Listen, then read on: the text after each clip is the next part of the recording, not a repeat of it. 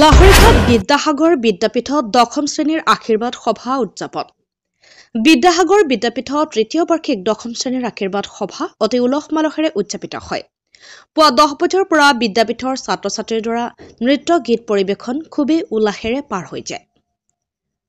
দুপৰীয়া 12 বজাৰ পৰা মুকলি সভা আয়োজন কৰা হয়।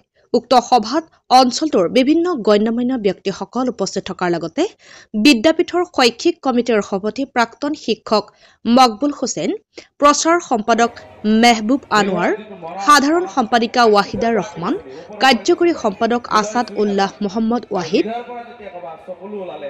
বিদ্যাপীঠৰ অধ্যক্ষ ডক্টৰ আনোৱাৰ হুছেইন মহম্মদ ৱাহিদ সাহাব, অধিবক্তা ৰেজাউল কৰিম, অৱসৰপ্ৰাপ্ত শিক্ষক সোহৰাব আলী সাহাব, উপাধ্যক্ষ আনাৰুল ইছলাম, পাঞ্জাৱ বেংকৰ বেংক সহায়ক বিমান বৰ্মন, দীপজ্যোতি চক্ৰৱৰ্তী, শৈক্ষিক কমিটিৰ সদস্য জিয়াউৰ ৰহমান, সাংবাদিক জহিৰুল ইছলাম ও ডাক্তৰ আছাদ উদ্দিন সাহাব উপস্থিত থাকে।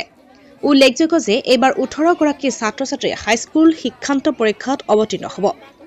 অৱতীৰ্ণ হোৱা ছাত্ৰ ছাত্ৰীয়ে ভাল ফলাফল কৰিব বুলি বিদ্যাপীঠৰ অধ্যক্ষজনে আশা প্ৰকাশ কৰে। লাগে এটা কথা কোৱা যে আমাক ক্ষমা কৰিব বাস